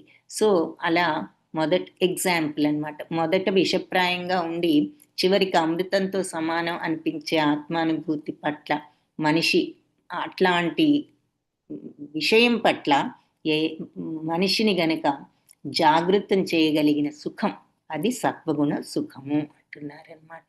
సో ముందు విషంగా ఉంటుంది, తర్వాత అమృతంగా మారి ఆత్మానుభూతిని కూడా ఇచ్చేటటువంటి సుఖం, అది సత్వగుణ సుఖం. ఇక రజోగుణ సుఖం ఏమిటి? విషయేంద్రియ సంయోగాత్ అద్యత్తాదగ్రే మృతోపమం పరిణామే విషమివ తత్సుఖం రాజసంస్మృతం. పరిణామే విషమివ తత్సుఖం రాజసంస్మృతం. సో విషమే ఇంద్రియ సంయోగాత్ అంటే ఇంద్రియార్థాలతో కాంటాక్ట్కి వచ్చి, అంటే మనం ఇంద్రియార్థాలంటే ఇంద్రియాలు చూసే విషయాలు, కంటికి కనిపించేవి, వినిపించేవి, ఇవన్నీ వస్తువులు అనమాట. చూస్తూ ఉంటాము, సౌండ్లు వింటూ ఉంటాం, ఇవన్నీ మనకి కోరికలు అవి కలిగిస్తూ ఉంటాయి. సో ఇంద్రియార్థాలతో వచ్చే కాంటాక్ట్తో లభించేటటువంటి సుఖం. సో ఏదైనా మంచి సినిమా చూసామంటే ఆనందం, ఏదైనా మరి అలాగే మంచి అందమైన వస్తువు చూసామంటే అది కొనుక్కుని పెట్టుకుంటే ఆనందం. ఇలా ఇంద్రియార్థాలతో సంపర్కంతో మనకి తెచ్చుకునే సుఖాన్ని ఇంద్రియాలు చెప్తాయి కదా, ఇది వస్తువు బాగుంది కొనుక్కో, ఈ చీర బాగుంది, లేదా ఈ నగ బాగుంది, లేదా ఈ సోఫా బాగుంది అంటే అది తెచ్చుకుని మనం అది వాడుతూ పొందే సుఖం అన్నమాట. ఇది మనకి బిగినింగ్లో అమృతంలానే ఉంటుంది, తర్వాత విషంలాగా అనిపిస్తుంది ఇంద్రియ కాంటాక్ట్స్తో అంటున్నారంటే. ఇవి చిన్న ఎగ్జాంపుల్, ఇందులో విషయం ఏముంది అనుకుంటాము, బట్ కొన్ని విషయాలు ఇప్పుడు చెడు అలవాట్లు ఉండొచ్చు కొన్ని. ఏది ఇట్లా డబ్బు స్పెండ్ చేయటం, మరి చూసిన ప్రతిదీ కొన్నాం అనుకోండి, ఇప్పుడు మనం చెప్పిన ఎగ్జాంపుల్, చివరికి ఏమవుతుంది, అన్నీ మనకున్న డబ్బులన్నీ అయిపోతాయి, ఆ రకంగానే నష్టాలు అప్పుల్లో దిగిపోతాం. సో ముందు ఏదో సుఖంగా ఉన్నట్టుంటుంది, తర్వాత అది మన ఇబ్బందుల్లోకి దించుతుంది. సో మొదట్లో అమృతం, తర్వాత విషం అయ్యేటటువంటి సుఖాలు రజోగుణ ప్రధానం అంటున్నారు. ఇక తమోగుణ సుఖం యదగ్రే చానుబంధే చ సుఖం మోహనమాత్మనః నిద్రాలస్య ప్రమాదోత్తం తత్తామసముదాహృతం. ఆత్మానుభవ దృష్టే లేకుండా, అసలు ఆత్మానుభవం అనేదే లేకుండా ఆది నుంచి అంతం వరకు కూడా మోహంతో కూడుకుని నిద్ర, సోమరితనం, భ్రాంతుల నుంచి పుట్టినటువంటి సుఖం తమోగుణ ప్రధానమైన సుఖం. కనీసం రజోగుణం వాడు ఏదో ఇంద్రియార్థాలను ఉపయోగిస్తూ అవి కొనుక్కుంటూ అవి కొనుక్కోవడానికి ఏదో చేస్తూ అట్లా ఉంటాడు, తర్వాత అలాగే ఎక్కువగా ఖర్చు పెట్టి మరి చివరికి ప్రాబ్లమ్స్ తెచ్చుకుంటాడు. ఈ తమోగుణం వాడు అసలు ఆత్మానుభవం అనే దృష్టే లేదు, ఆది నుంచి చివరి వరకు కూడా మోహంలోనే ఉంటాడు. ఇక ఎంతసేపు నిద్ర, సోమరితనం, ఈ భ్రాంతుల్లోనే ఉంటాడు. ఇటువంటి సుఖం అదే బాగుందనుకుంటాడు. ఇలాంటి సుఖం తమోగుణ ప్రధానం అంటున్నారు. నతదస్తి పృథివ్యాం వా దివి దేవేషు వా పునః సత్వం ప్రకృతి జైర్ముక్తం యథేభిస్యాత్రిభిర్గుణై. సో ఇక ఈ ప్రకృతిలో ఉన్న ఈ త్రిగుణాల నుంచి బయటపడ్డ జీవుడు, మరి ఈ ప్రకృతిలో ఉన్నాయి కదా ఈ సత్వరజస్తమో గుణాలు, సో ఇటువంటి ప్రకృతిలో ఉన్న ఈ 3 గుణాల నుంచి ఎవరైతే బయటపడతారో అటువంటి జీవి భూలోకంలో కానీ, ఊర్ధ్వలోకంలో కానీ, దేవతల్లో కానీ ఎక్కడా లేడు అంటున్నారనమాట. ఈ త్రిగుణాల నుంచి బయటపడ్డ జీవి ఈ భూలోకంలో, ఊర్ధ్వలోకంలో, దేవలోకంలో కూడా ఎక్కడా లేడు అంటున్నారు. నతదస్తి పృథివ్యాం వా దివి. నతదస్తి ఎక్కడా లేరు, ఎక్కడ పృథివ్యాం అంటే భూమిలో కానీ, వా లేకపోతే దివి ఆకాశంలో కానీ, దేవేషు దేవతల్లో కానీ, వా పునః మళ్ళీ ఎక్కడా కూడా లేరు. సత్వం ప్రకృతి జైర్ముక్తం. సో జీవం భౌతిక ప్రకృతి నుంచి విముక్తులైనటువంటి వాళ్ళు, ఏది యదేభిస్యాత్ అంటే దీని ప్రభావం నుంచి విముక్తులైన వాళ్ళు, ఈ త్రిభుర్గుణ ప్రభావం నుంచి విముక్తులైన వాళ్ళు భూలోకంలో కానీ, దివి ఆకాశంలో ఎక్కడ పైలోకంలో కానీ, లేదంటే మరి దేవతల్లో కానీ ఎక్కడ లేరు అంటున్నారు. సమస్త విశ్వంపై త్రిగుణ ప్రభావం ఏమిటో భగవంతుడు ఇక్కడ మనకి సంగ్రహంగా చెప్తున్నారనమాట. అంటే దీని యొక్క ప్రభావం అందరి మీద ఉన్నది, ఈ త్రిగుణాల యొక్క ప్రభావం దేవతల మీద కూడా ఉన్నది. అంటే 14 లోకాల్లోనూ ఉన్నది, భౌతిక ప్రపంచం మొత్తం ఉన్నదన్నమాట. పైలోకాల్లో, ఇక్కడ భూలోకంలో, అలాగే దేవతల్లో కూడా ఉంది. బ్రాహ్మణ క్షత్రియ విషాం శూద్రాణం చ పరంతప కర్మాణి సో ఇక్కడ వరకు భగవంతుడు ఈ త్రిగుణాల్లో మనకు కనిపించని కొన్ని విషయాల గురించి చెప్పారు. ఎలా ఉంటాయి ఈ త్రిగుణాల్లో, కర్మ ఎలా ఉంటుంది, కర్త ఎలా ఉంటాడు, జ్ఞానం ఎలా ఉంటుంది, బుద్ధి ఎలా ఉంటుంది, నిశ్చయం ఎలా ఉంటుంది, సుఖం ఎలా ఉంటుంది, ఇవన్నీ కూడా ఇప్పటి వరకు చెప్పారు. ఇవి మనకు కొంచెం అర్థం చేసుకోవడానికి, గుర్తుంచుకోవడానికి కొంచెం డ్రైగా ఉంటాయి. కానీ అందుకే ఇవి కంటికి కనిపించనివి కాబట్టి ఈ విషయాలని. సో అది ఇక్కడ అవి అంతవరకు చూసి చివరికి త్రిగుణాల ఎఫెక్ట్ ఇలా ప్రతి దాంట్లో ఉంటుంది. కర్మలో, బుద్ధిలో, నిశ్చయంలో, సుఖంలో కూడా ఈ త్రిగుణాల నుంచి బయటపడ్డవాడు ఈ భూలోకంలో కానీ, దివిలోకంలో కానీ, దేవతల్లో కానీ ఎవరూ లేరు అని చెప్పి ఇప్పుడు ఏం చెప్తున్నారు అంటే, ఈ త్రిగుణాల వల్ల కలిగిన స్వభావంతోనే మనుష్యులు కూడా విభజింపబడ్డారు అని చెప్తున్నారు. బ్రాహ్మణ క్షత్రియ విషాం శూద్రాణం చ పరంతప కర్మాణి ప్రవిభక్తాని స్వభావ ప్రభవైర్గుణై. సో పరంతప అంటే శత్రువులను భయపెట్టేవాడా అర్జున. ప్రకృతి త్రిగుణాలతో కలిగిన గుణ స్వభావాలను బట్టి బ్రాహ్మణులు, క్షత్రియులు, వైశ్యులు, శూద్రులు అని విభజింపబడతారు. ఈ గుణాలను బట్టే ఈ విభజన కూడా వచ్చింది, వాళ్ళ గుణాలను బట్టి అని చెప్పి చెప్తున్నారు. సో మరి సాత్విక గుణం ఉన్నవాళ్ళు బ్రాహ్మణులు, మరి రజోగుణంలో ఉన్నవాళ్ళు అంటే ధైర్యము, వీరత్వం ఉన్నవాళ్ళు క్షత్రియులు, వైశ్యులేమో మరి శూద్రులు, వైశ్యులు, ఈ రకంగా వాళ్ళ యొక్క స్వభావాలను బట్టి వీళ్ళు విభజింపబడ్డారు అని చెప్పి చెప్తున్నారు. సో ఏమిటి వీళ్ళ గుణాలను బట్టి విభజించామంటున్నారు కదా. సో ఏమిటో గుణాలు చూద్దాం. సో శమోదమస్తప శౌచం క్షాంతిరార్చవమేజ ఏవచ జ్ఞానం విజ్ఞానమాస్తిక్యం బ్రహ్మకర్మ స్వభావజం. శాంతి, ఇంద్రియ నిగ్రహం.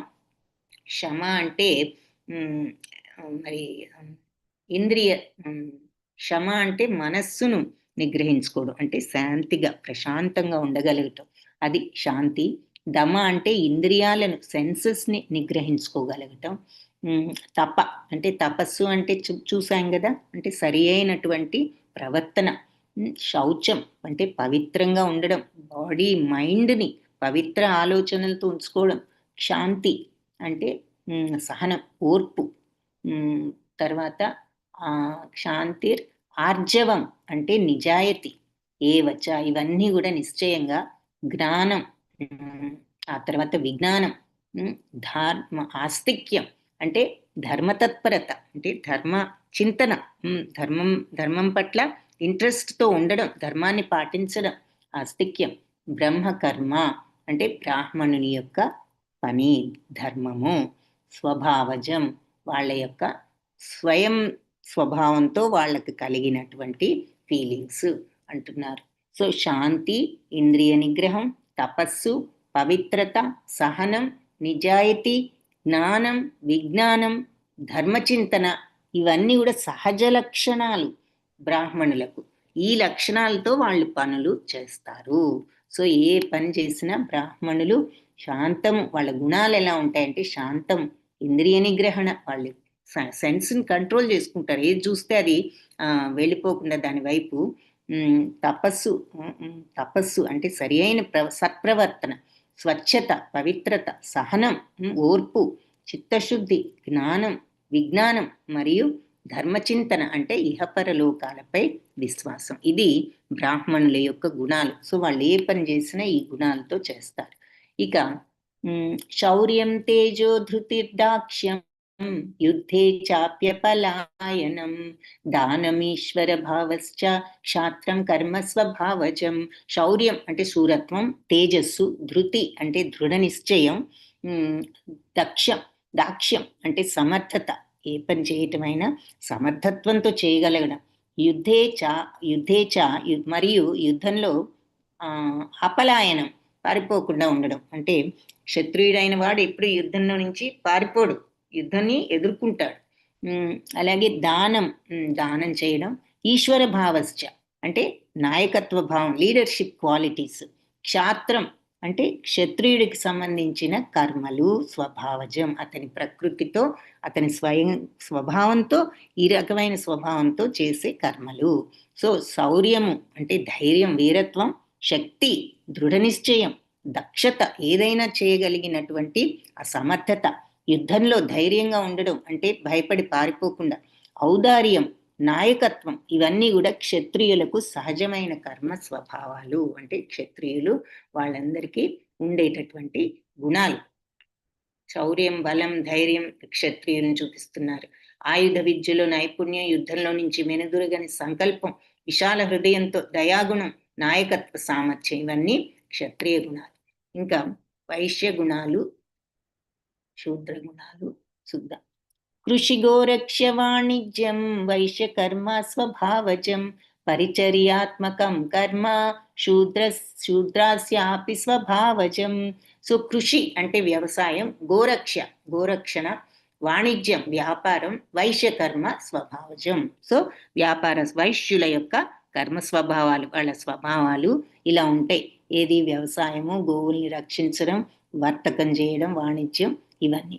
ఇక పరిచర్యాత్మకం కర్మ అంటే సేవారూపమైన కర్మ శూద్రస్యాపి, శూద్రులకు కూడా స్వభావము.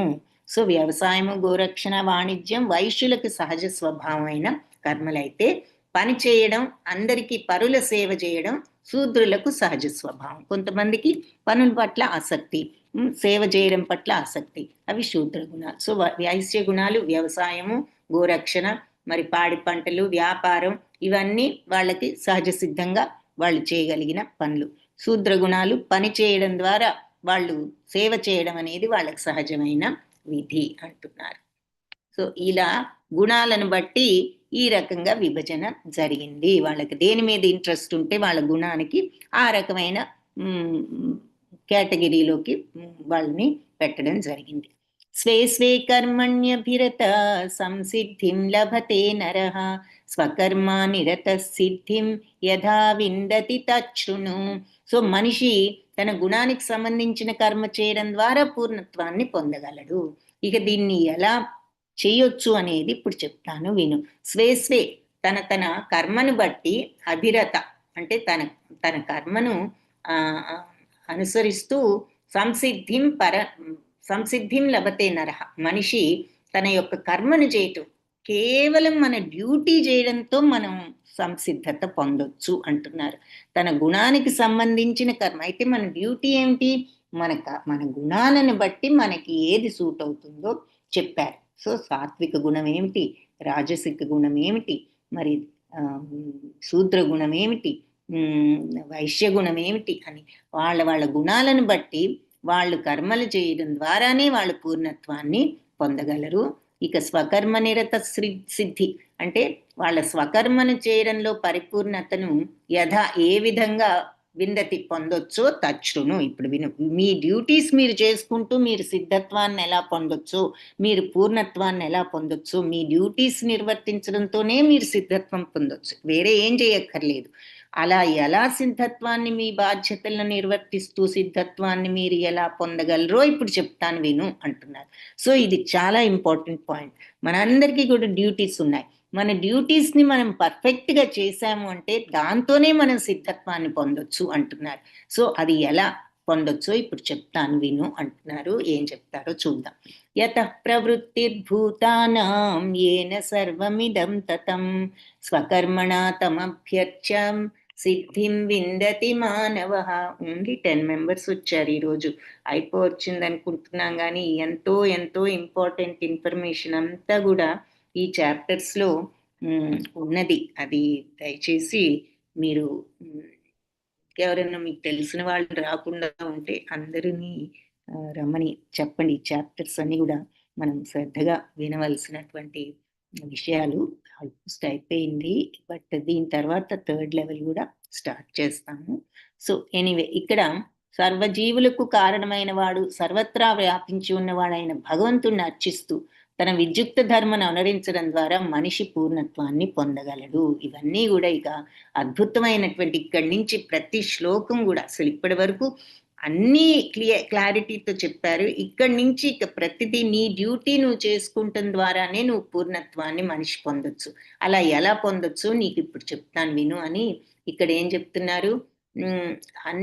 యత ప్రవృత్తిర్భూతాన, అన్ని జీవుల యొక్క బిగినింగ్ ఎవరి నుంచి అయితే వచ్చిందో అంటే భగవంతుడి నుంచి, ఏన సర్వం ఇదం తతం, ఎవరైతే ఈ సర్వాన్ని కూడా తతం వ్యాపించి ఉన్నాడో ఆ భగవంతుడిని అర్చిస్తూ స్వకర్మణ తమభ్యర్చ్య, అంటే నీ ధర్మాన్ని నువ్వు నిర్వర్తిస్తూ ఆ భగవంతుణ్ణి తం అభ్యర్చ్య పూజిస్తూ సిద్ధిం విందతి మానవ, మానవుడు సిద్ధత్వాన్ని విందతి పొందొచ్చు అంటున్నారు. సో సర్వజీవులకు కారణమై సర్వత్రా వ్యాపించి ఉన్న భగవంతుణ్ణి అర్చిస్తూ మరి తన విద్యుక్త ధర్మను ఓనరించడం ద్వారా మనిషి పూర్ణత్వాన్ని పొందగలడు. సో భగవంతుడిని మర్చిపోకూడదు.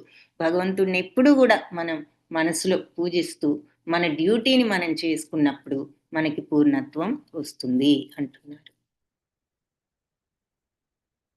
శ్రేయాన్ స్వధర్మో విగుణ పరధర్మాత్ స్వనుష్ఠితాత్ స్వభావనియతం కర్మ కుర్వన్నాప్నోతి కిల్బిషం. సో పరధర్మాన్ని స్వీకరించి దానిని సమగ్రంగా చేయడం కంటే అసమగ్రంగా ఇన్కంప్లీట్గా చేసిన మన ధర్మం మనం చేయడం కరెక్టు, అదే మేలు అంటున్నారు భగవంతుడు. అంటే ఎలా పని చేయాలో నేను ఇప్పుడు నీ డ్యూటీస్ నువ్వు చేస్తూ నువ్వు ఎలా సిద్ధత్వాన్ని తెచ్చుకోవచ్చో చెప్తున్నాను విను అన్నారు కదా. సో ఫస్ట్ ఏం చెప్పారు, సర్వత్రా వ్యాపించి సర్వానికి కారణమైన భగవంతుణ్ణి ఎప్పుడు మర్చిపోవద్దు, అతన్ని పూజిస్తూ నీ విద్యుక్త ధర్మాన్ని నువ్వు వనరించావు అంటే నీకు పూర్ణత్వం వస్తుంది. సో ఇక్కడ విద్యుక్త ధర్మం అన్నప్పుడు నీ స్వధర్మాన్ని నువ్వు చెయ్యి, అది నీ డ్యూటీ నువ్వు సగం చేసినా బెటర్, కానీ నీ డ్యూటీ కాని డ్యూటీని నువ్వు ఫుల్గా చేసిన దానికంటే నీ డ్యూటీని నువ్వు సగం చేసినా అదే బెటర్ అంటున్నారు. ఎందుకు, నీ గుణాలను అనుసరించి నీకు వచ్చింది ఆ డ్యూటీ. అలాంటి డ్యూటీలు చేసినప్పుడు నువ్వు ఎప్పుడు పాప ఫలితాలతో ప్రభావితం కాదు. సో ఎవరైనా వెళ్ళి సోల్జర్ చేయాల్సిన పని నేను చేస్తాను, వీడిని చంపేయాలని చంపేస్తే అది అతనికి పాపం, కానీ సోల్జర్ యుద్ధంలో చేశాడు అంటే అది అతని డ్యూటీ కాబట్టి అతనికి పాపం లేదు. ఇది ఒక ఎగ్జాంపుల్ అన్నమాట. అంటే ఒకళ్ళు చేయవలసిన పని కాదు మనం చేయవలసింది, మన గుణానికి తగ్గట్లుగా మనకున్న బాధ్యతల్ని మనం చేయాలి అంటున్నారనమాట. సో ఇక్కడ మరి బ్రాహ్మణులకి, క్షత్రియులు, వైశ్యులు, శూద్రులు అందరికీ వాళ్ళ గుణాలను బట్టి కార్యాలు, పనులు ఉన్నాయి కదా. ఒకరి ధర్మాన్ని ఒకళ్ళు చూడటం కాదు. ఇప్పుడు శూద్ర కర్మల్లో ఇంట్రెస్ట్ ఉన్న బ్రాహ్మణ వంశంలో జన్మించినా కూడా శూద్ర కర్మల్లో ఇంట్రెస్ట్ ఉన్నప్పుడు బ్రాహ్మణుడని ప్రకటించుకోకూడదు అంటున్నారనమాట. అంటే నీ గుణాలను బట్టి వెళ్ళు, అంతేగాని బ్రాహ్మణ కుటుంబంలో పుట్టాను నేను ఈ పనే చేయాలి అనుకోకు. నీకు ఆ పని మీద ఇంట్రెస్ట్, నీ గుణాల ప్రకారం, నీ గుణాలను అనుసరించి నిర్దేశింపబడ్డ కర్మలు ఎప్పుడు పాప ఫలితం ఇవ్వవు, అట్లా చెయ్యి అంటున్నారు. సో ఈ విధంగా ప్రతి ఒక్కరూ గుణాలు అనుసరించి కర్మలు చేయాలి, కానీ పుట్టుకను అనుసరించి కాదు. ఫర్ ఎగ్జాంపుల్ వ్యాపారస్తుల కుటుంబంలో పుట్టాడు, కానీ అతనికి చదువు మీద ఇంట్రెస్ట్ ఉంది, అందరికీ చదువు చెప్పడం మీద, టీచర్గా ఉండడం అనే జాబ్ మీద ఇంట్రెస్ట్ ఉన్నప్పుడు అదే అతని వృత్తి. సో ఏదో వ్యాపార కుటుంబంలో ఉన్న ఇదేమిటి మనకి ఇంత బిజినెస్ ఉంది, నువ్వు ఈ బిజినెస్ వదిలేసి అందులోకి వెళ్తున్నావు ఇందులోకి వెళ్తున్నావు అనొచ్చు. కానీ మనకి దేని మీద ఇంట్రెస్ట్ ఉన్నప్పుడు మన గుణాల ప్రకారం ఆ ప్రకారంగా వెళ్ళాలి అని చెప్తున్నారు. నాకు ఇంతకు ముందు కూడా క్లాస్లో ఒకసారి ఒకరు ఎగ్జాంపుల్గా చెప్పారు. వాళ్ళ సోదరుడు వాళ్ళు ఇలాగే చాలా భూములు అవి ఉన్నాయి, కానీ అంటే భూములు ఏవో ఉన్నాయేమో, బట్ వాళ్ళందరూ కూడా చదువుకున్నారు. అయితే వాళ్ళ అమ్మగారు వాళ్ళ తమ్ముడిని కూడా చదువుకోవాల్సిందే, ఎంటెక్ చదవాలి అంటూ అతనికి ఇంట్రెస్ట్ లేదు, అతని వ్యవసాయం మీద ఇంట్రెస్ట్. కానీ ఇంట్లో వాళ్ళంతా మరి వ్యవసాయం ఏంటి చదువుకోవాలి అంటూ ఉంటాం కదా. సో అతన్ని ఎంటెక్కి పంపిస్తారు. అతను చదువుకుని ఎంటెక్ అయిన తర్వాత కూడా అతను వచ్చి వ్యవసాయమే చేసి అది కూడా సక్సెస్ఫుల్గానే చేస్తున్నాడు, అందులో ఎంతో ఇదిగా. సో అంటే ఏంటి, అతని గుణం అంటే అతని స్వభావానికి అది నచ్చిన గుణం కాబట్టి మనం ఆ గుణాన్ని బట్టి వెళ్ళాలి, అంతే కదా. మనం ప్రాక్టికల్గా ఆలోచించిన మనకి దేని మీద ఇంట్రెస్ట్ ఉంటుందో ఆ పనే సక్సెస్ఫుల్గా చేయగలుగుతాం, అది ఇక్కడ అర్థం. సో నువ్వేదో నేను పలానా కుటుంబంలో పుట్టాను ఆ పనే చెయ్యాలి అనుకోకుండా నీ యొక్క గుణాన్ని అనుసరించి నీ వృత్తిని నువ్వు చెయ్యి, అప్పుడు నువ్వు సక్సెస్ఫుల్ అవుతావు. ఆ తర్వాత నీకు అది పాప ఫలితాలు కూడా ఉండవు అని చెప్తున్నారు. సో అలాగే క్షత్రియుడైన వాడు తను చేయవలసిన డ్యూటీ వదిలేసి మరి బ్రాహ్మణ ధర్మాన్ని పాటించడం కూడా కరెక్ట్ కాదంటున్నారు. మరి అర్జునుడు తను చేయవలసిన డ్యూటీ యుద్ధం, అది వదిలేసి ఇది పాపం ఇది పుణ్యం నేను చేయలేను అంటున్నాడు కదా, అవన్నీ అక్కడ అతనికి వర్తించవు అని ఇక్కడ కూడా చెప్తున్నారు భాష్యంలో. సో ఇక్కడ పని ఎలా చేయాలి అంటే నీ డ్యూటీస్ని నువ్వు సక్సెస్ఫుల్గా భగవంతుణ్ణి మనసులో పెట్టుకుని చేసినప్పుడు నువ్వు కంప్లీట్గా దాంతోనే నువ్వు సిద్ధత్వాన్ని పొందొచ్చు. సహజం కర్మ కౌంతేయ సదోషమపి న త్యజేత్ సర్వారంభా హి దోషేణ ధూమేనాగ్నిరివ నావృత్తాః. అగ్ని పొగచే ఎలా కప్పబడుతుందో పొగతో ధూమేన అగ్ని ఇవ అగ్నిర్ ఇవ వృత అంటే ఇవ ఆవృత. అగ్ని పొగ గనక అగ్నితో అగ్ని పొగతో ఎలా అయితే ఆవహించబడుతుందో అలాగే ఏదో ఒక దోషంతో ప్రతి ప్రయత్నం కూడా ఆవహించబడి ఉంటుంది. సర్వారంభాహి దోషేణ, అన్ని ప్రయత్నాలు కూడా దోషంతో, ఏదో ఒక దోషంతో.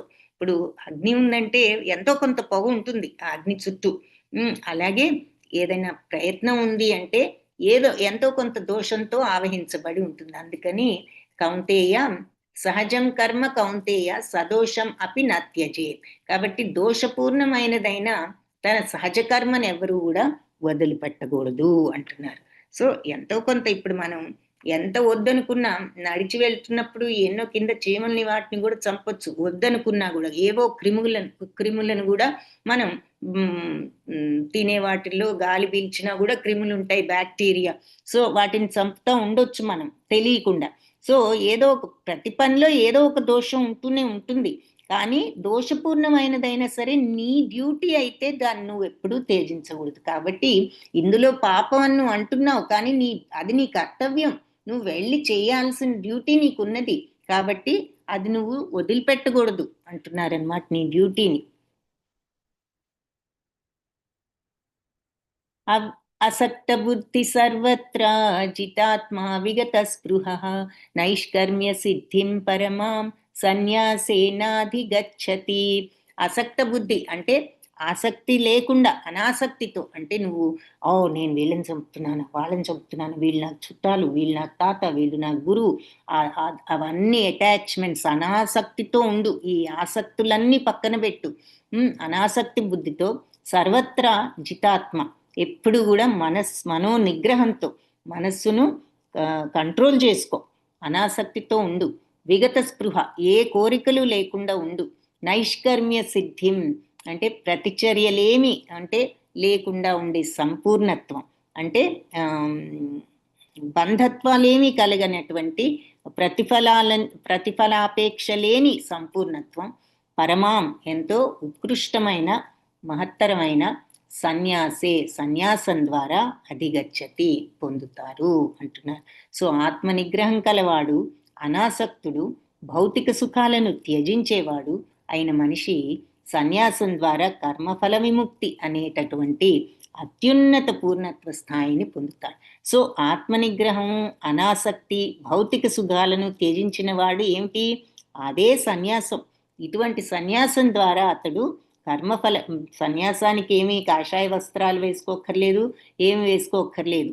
మనం ఆత్మనిగ్రహంతో, అనాసక్తితో, భౌతిక సుఖాల పట్ల ఆసక్తి లేకుండా ఉన్నప్పుడు, కోరిక లేకుండా ఉన్నప్పుడు అలాంటి సన్యాసం ద్వారా కర్మఫల విముక్తి అనేటటువంటి అత్యున్నత అదే పరిపూర్ణత్వం.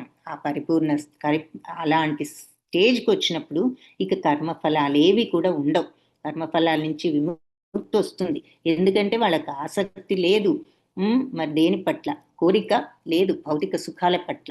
కాబట్టి అలా కర్మఫలాలన్నిటి నుంచి విముక్తి వచ్చి వాళ్ళకి కర్మఫలాల నుంచి విముక్తి వచ్చిందంటే ఇక పరిపూర్ణత్వం వచ్చినట్లే కదా. అలా అత్యున్నత పరిపూర్ణ స్థాయిని పొందగలరు. సో ఇవన్నీ ప్రతి శ్లోకం కూడా ఆ మోక్షానికి మోక్ష మార్గాలే. ప్రతి శ్లోకం ఇక్కడి నుంచి మోక్షం ఎలా వస్తుందో చెప్తుంది. ఎవ్రీ శ్లోక మనకేం చెప్పారు, ఈ గుణాలన్నీ వర్ణించిన తర్వాత ఈ గుణాల నుంచి అందరూ ఈ గుణాలకు కట్టుబడ్డవారే అయితే నీ డ్యూటీస్ ని నువ్వు చేస్తూ నువ్వు భగవంతుణ్ణి గనక నువ్వు పూజిస్తూ మనసులో ఉంచుకుంటూ భగవంతుణ్ణి అర్చిస్తూ నీ విద్యుక్త ధర్మాలు నువ్వు చేసావంటే నువ్వు పూర్ణత్వాన్ని పొందొచ్చు. అది పూర్ణత్వం అంటే మరి అదే మోక్షం. అలాగే పరధర్మాన్ని తీసుకుని దాన్ని సమగ్రంగా చేయడం పూర్తి చేయడం కంటే నీ ధర్మాన్ని నువ్వు సగం చేసినా నీకు అదే బెటరు, నీకు పాప ఫలితాలు ఉండవు అని ఇక్కడ చెప్పారు. తర్వాత అగ్ని, ప్రతి పనిలో కూడా ఏదో ఒక దోషం ఉంటుంది. అగ్ని మీద గనక పొగున్నట్లు, కానీ దోషపూర్ణమైనదైనా నీ డ్యూటీ నువ్వెప్పుడు వదిలిపెట్టొద్దు. ఎక్కడో ఎవరినో చంపుతా, ఏ చీమనో దోమనో చంపుతాను లేదా క్రిములను చంపుతామని మనం గాలి పీల్చకుండా ఉంటున్నామా? మన పని మనం చేసుకుంటున్నాం. నడవకుండా ఉంటున్నామా? నడుస్తున్నాం. సో కానీ చంపుతాను అనే ఉద్దేశం లేకుండా మన అవి ఆటోమేటిక్ గా జరిగేవి కొన్ని. కాబట్టి నీ డ్యూటీ నువ్వు చెయ్యి అంటున్నారు. అలాగే ఆత్మనిగ్రహం, అనాసక్తి, భౌతిక సుఖాలను త్యజించేవాడైన మనిషి సన్యాసం ద్వారా కర్మఫల విముక్తి అనే అత్యున్నత పూర్ణత్వం. సో మనం పూర్ణత్వం తెచ్చుకోవాలి అంటే, మరి బంధాల నుంచి విముక్తులం కావాలంటే ఆత్మనిగ్రహం ఉండాలి, సెల్ఫ్ కంట్రోల్, మరి అనాసక్తి, అది కావాలి ఇది కావాలనే ఆసక్తి ఉండకూడదు. అలాగే భౌతిక సుఖాలను కూడా తగ్గించుకునేటటువంటి కంట్రోలు ఉండాలి. ఆ సుఖాలను త్యజించేవాడు మరి ఇటువంటి త్యాగం సన్యాసం ద్వారా కర్మఫల విముక్తిని పొంది అత్యున్నత పూర్ణ స్థాయిని పొందుతాడు. ఇక అతని కర్మఫలాలేమీ ఉండవు. తద్వారా మోక్షాన్ని పొందుతాడు. సిద్ధిం ప్రాప్తో యథా బ్రహ్మ. ఐ థింక్ ఇక్కడితో ఆపుదాము. చాలా చాలా ఇప్పటికే టైం ఎక్కువ తీసుకున్నట్టున్నాను. సో రేపు క్లాస్లో 50th శ్లోకం నుంచి స్టార్ట్ చేద్దాం. వాంఛా కల్పతరుభ్యశ్చ కృపా సింధుభ్య ఏవ చ పతితానాం పావనేభ్యో వైష్ణవేభ్యో నమో నమః. హరే కృష్ణ. భక్తులందరికీ